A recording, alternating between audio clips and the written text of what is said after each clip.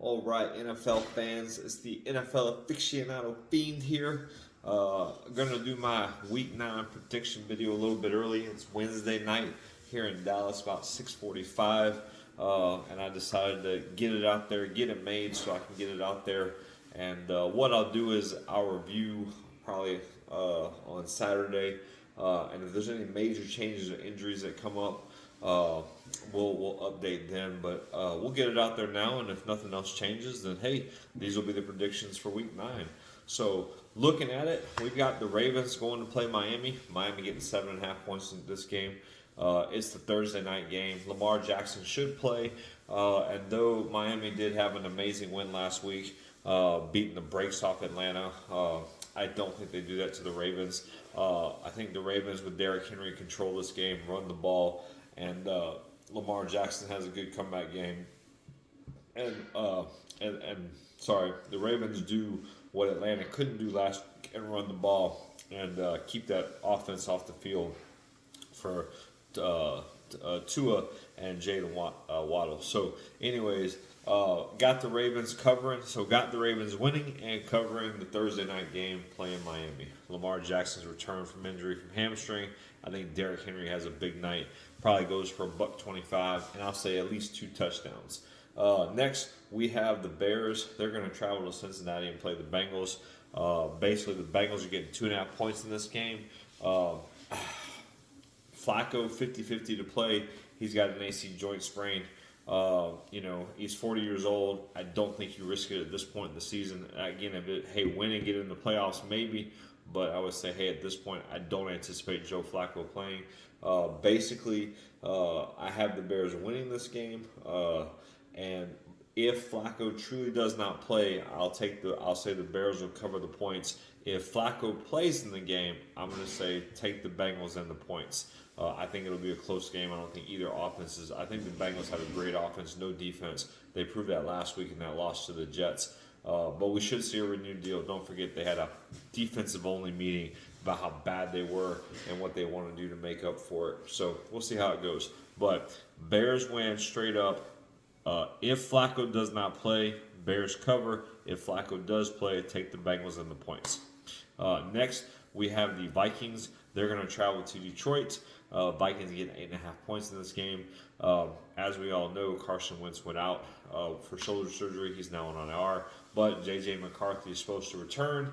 I don't know if that's actually an upgrade for this team. So it makes me very nervous. He did look very good. He had that one half against the Bears where he made the comeback, but since then he has not looked good. And I know there's been a lot of talk of, man, they should have kept Sam Darnold.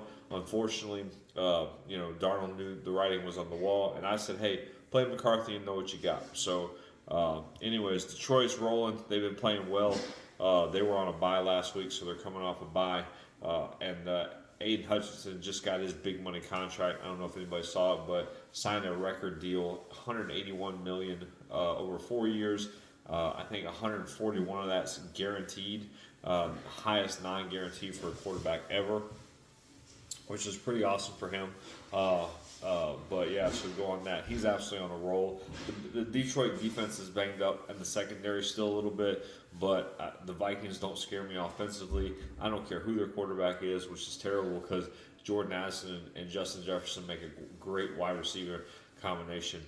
In fact, because the Vikings don't have a quarterback this year, it's really hurt me in fantasy football because I have Justin Jefferson on one team and I have Jordan Addison on the other. But anyways, that being said, I'm going to take Detroit to win straight up. I'm also going to take them to cover the points. I think the defense is starting to be exposed.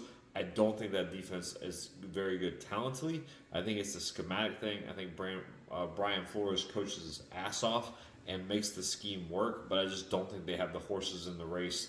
And some of those earlier wins this year wasn't a true reflection of who the Vikings truly were on defense. So Detroit wins, and they cover the 8.5 points the Vikings are getting. Next, we have Carolina traveling to Green Bay. Carolina is getting getting a massive 13.5 points in this game. Green Bay obviously coming off that big win against the Steelers, that double-digit win off the Steelers. They scored 35 points. I still don't trust the Green Bay as much as I did earlier in the season when they came off that 2-0 victory and they looked really good.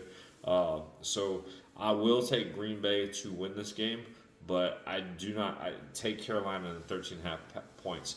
Bryce Young is supposed to come back. He's supposed to play. I checked the Wednesday practice report for Carolina. They don't even have Bryce Young listed having any injuries or anything. So basically, he should play, which should make their offense better. They have committed to Rico Dow as their primary starting running back after those explosive 2 games he had, and they just ran the stats last week against Buffalo. He's being more efficient with his touches, so they're going to have Dow be the primary and then Hubbard be the backup, which I think will help that offense because I think both of those backs are backs that get better as the game go on. The more touches they get, the better they get.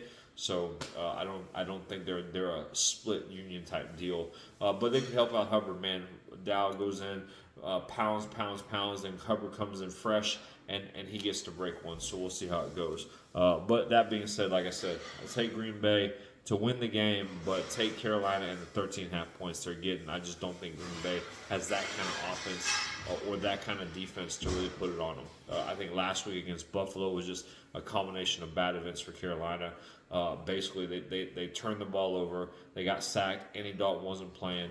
Cook was cooking. But we'll go from there. So, anyways, Green Bay covers, take Carolina the points.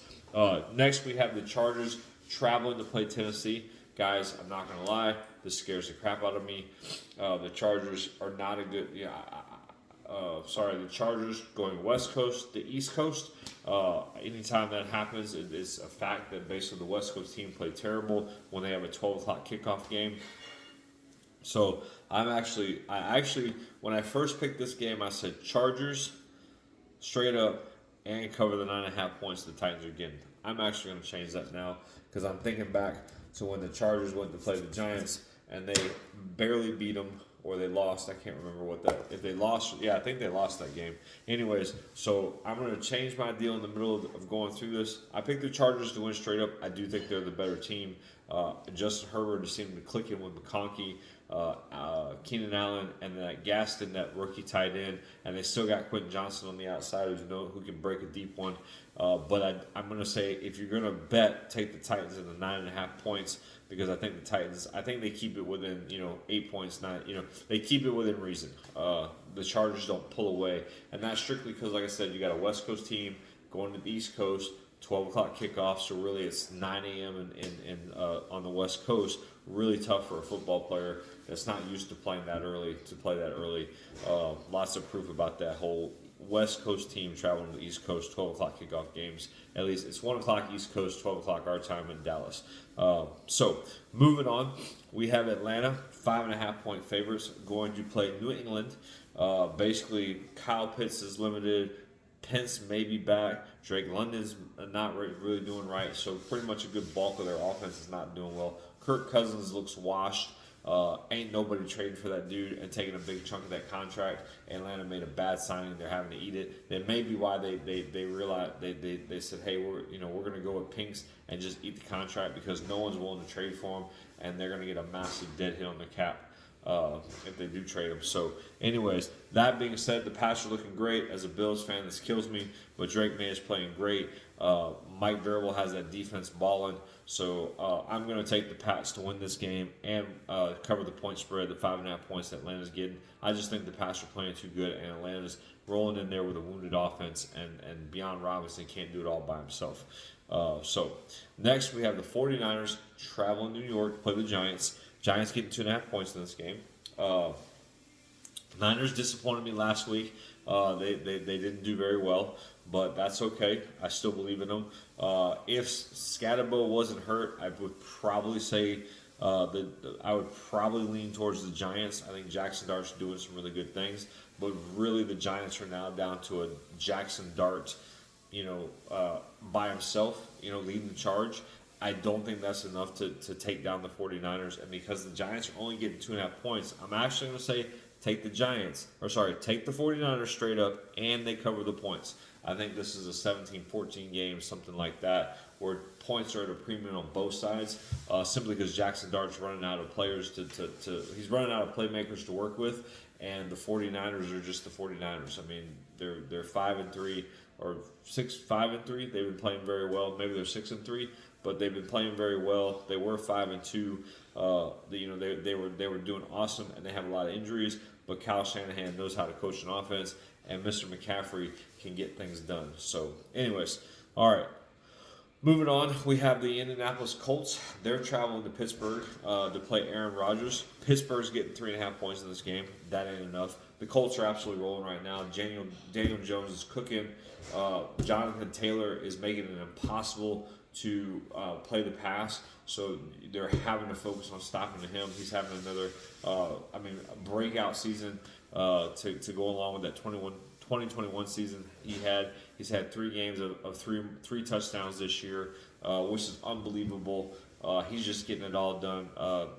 12 carries, 153 yards, 2 touchdowns, 1 touchdown receiving in his last game. So I just think the Colts are moving. They're built. We are getting a little bit colder weather, but the Colts can run the ball and run the ball very well. So they are not just a dome team. Maybe their defense gets tested. I've been watching. I mean, they've been doing what they're supposed to do. They're blowing teams out. They're 7-1. They should have beat the Rams and be 8-0 right now. But hey, it is what it is. So Colts win straight up, and they cover the 3.5 points. I just don't think Pittsburgh has the horses to keep up with the Colts right now. Next game, I had to check this twice. I really went through this a bunch of times because to me, I'm shocked about this right now. But I will say maybe there's a big reason why when you lose an all-pro corner, that does affect your defense. So, anyways, you got Denver, who's traveling to Houston, and somehow Denver is got 1.5 points in this game. So Houston is the favorite. I was shocked when I read that. I could not believe that.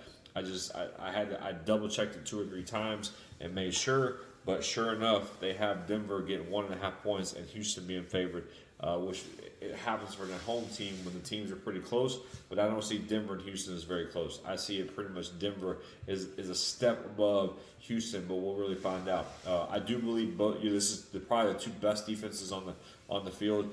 I don't see a whole lot of points in this game. But I do think, I got Denver in the upset. There's no way I'm not picking Denver after their amazing win, again, the comeback win against the Giants. I know it's the Giants, but hey, a win's a win in the NFL. And then the absolute destruction of the Dallas Cowboys last week. But again, Patrick Surtain, pec injury. He's week to week now, not going on IR, but he will not play in this game this week. So that's a little bit of help to Houston, but I don't think Nico Collins is going to play either. And I know Houston won last week, but the defense you're playing this week ain't that same wounded defense you played last week. So Denver in an upset. Next, we have the Jacksonville Jaguars going to play the Raiders at Las Vegas. Raiders are getting 2.5 points in this game. That shocks me as well. I can't believe the Raiders, as terrible as they've been, are favored in this game. So, but the Jags, after their win against Kansas City, that amazing win they had against Kansas City, they ate 2 straight eggs, and then they were on the bye.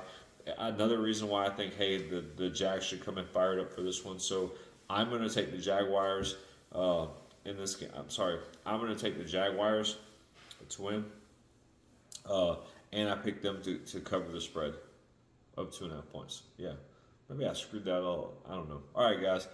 Next, we have the New Orleans Saints getting 14.5 points in the biggest and what would be the most lopsided game that the Vegas sees this week against going to play the Los Angeles Rams at the Rams Stadium. Nakua should come back. One of their starting offensive linemen should be back, so their team should be pretty much fully healthy for this game.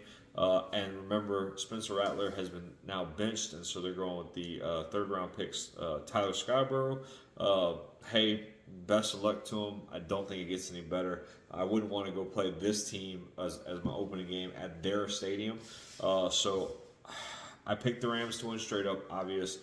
But I'm also going to pick the Rams to cover. I think they're starting to roll, and I think the Saints are bad. I don't see a lot of faith in what the Saints got going on right now.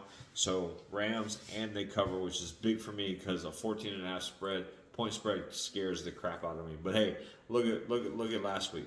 Buffalo has 7.5 points. I said no way, and boom, 40-9. So anyways, all right. Next game is probably the game of the week. This one I'll be heavily invested in. In fact, don't call me. I've told everybody who knows don't call me once the kickoff happens till the end of the game. I even shut my phone off so I don't have to hear no trash talking from anybody. But we have Kansas City going to play the Buffalo Bills at Highmark Stadium. 3:25 kickoff. It's on CBS. Jim Nance, Tony Romo going to be on the call. Kansas City's favored in this one. Buffalo getting 2.5. Which is not crazy to me. In fact, I'm surprised Kansas City is not favored by more based on the way that the trajectory of the two teams. I know Buffalo had a blowout week last week, but I think that was more of who they were playing. Who they were playing, not the quality of opponent. Definitely Kansas City is a different beast. This one's kind of a weird one for me. Because the Bills are right now, the Chiefs can't really run the ball. Pacheco may be out this game, so you're relying on Hunt. I mean, they can do things to kind of make you respect the run a little bit, but basically, Kansas City wants to pass the ball, and the Bills are actually built to stop the pass. This is kind of like where you have both teams because the Chiefs are rolling. You got Rashid Rice rolling. Travis Kelce had a big game last week, and now Bills. They're starting. Maxwell Harrison should play more. Hancock. If Ed Oliver was playing in this game, I would probably change my vote. But Ed Oliver is a difference maker that I think we're going to feel this week when we play Kansas City, simply because we're still trying to figure it out. I mean, it's like once everybody gets healthy, we lose another piece, and now we got to reconfigure the defensive line again. I really liked what we had going. If Ed Oliver was playing, I think we would get after Patrick Mahomes a lot. With Ed Oliver not playing, Deion Walker, Hoyt, Russo, Bosa, they're going to have to prove and go at AJ Epenesa. I wouldn't mind seeing him kick in Gregory Rousseau inside a little bit and really rush the 4 lanes and go get that quarterback. But anyways, guys, unfortunately, I have to be a realist. So as much as I would love to be a homer and take the Bills in this game, I just can't do it. I think Kansas City's starting to roll, and I don't think Buffalo has the passing offense to keep up with the Kansas City passing offense in this game. I love Buffalo, but Spagnuolo will not let James Cook do what he did last week. Basically, they will force Josh into, you are going to pass the ball, and if you don't pass the ball, we're just going to blitz you to death until you prove you can beat us with the pass. We're going to blitz you to death. We're going to run blitz you. We're not going to let James Cook get us. The running backs have to get involved in this game. So anyways, that all being said, basically I'm taking Kansas City to win this game, and I'm also taking them to cover the spread. I'm really worried about this being a blowout. Kansas City blowing out Buffalo, which maybe is good for the playoffs. Buffalo needs to take this lump in the regular season, so when we play them in the playoffs, we're extra motivated to beat them in the playoffs because we didn't get our regular season Super Bowl, as Nick Wright likes to say. Anyways, Kansas City wins and Kansas City covers. It's going to be a bad day in the aficionado Fiend household when that game goes off the air. Anyways, next we have Seattle on the Sunday night game. They're going to play Washington. Boy, this game had a lot more juice when Jaden Daniels was doing what he did last year, but he hasn't looked the same. He should play in this game, but Washington to me is just, I don't think they're a very good team. McLaurin's going to be out again. You got the rookie running backs, but overall, I just don't see this as a very good team. And I think Seattle's a team on the move. They know what they are. Their defense is improving. They've got two good running backs. Sam Darnold he's not sliding back and falling off the face of the earth. JSN is going to cause them problems. So I'm going to take Seattle to win this game, and I'm going to take them to cover the 3.5 points that Washington is getting in this game. So Seattle wins, and they cover the points. Last but not least, we have a crappy Monday night game. We have the Arizona Cardinals traveling to Dallas. Hopefully, I think Jacoby Brissett may still be the starter. In fact, I've heard rumors that maybe and seen some things that they may stick with Brissett because of how much better the offenses look. And to me, guys, Kyler Murray was a one-year wonder, but once teams figured him out and he lost that deal, teams know how to beat him. Enough with the Kyler Murray as a top 10. He's not a top 10 quarterback. He's barely an average quarterback. Sorry, guys. He just don't get it done. I would stick with Brissett, but hey, I'm not the coach out there. So anyways, Arizona getting 2.5 points in this game, which to me, I think Dallas should be favored a little bit more. I think that Dallas offense is going to roll. I think they played a very elite defense last week. They got punched in the mouth. They were on the road.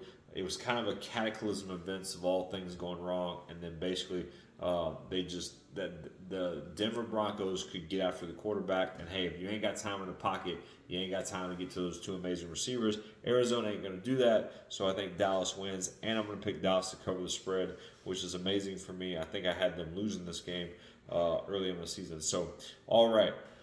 So one upset for the week. I got Denver beating Houston. Everybody else I pretty much like. I got two games where the Bears, if Flacco plays, I say, hey, they're not going to cover the spread. Green Bay, I don't trust to cover that 13.5 points against the Carolina. Oh, and the Chargers, I don't trust them to cover that 9.5 they're getting against the Titans. So that's where we have it. So that's where we leave it this week. Like I said, if any major changes or some major injury updates come out, I may come back, but I want to get this out there, get it out there going, and not release it at like 7 o'clock right before kickoff of the Thursday night game. So let me know what you think. Let me know if you like my picks. Let me know if you don't like my picks.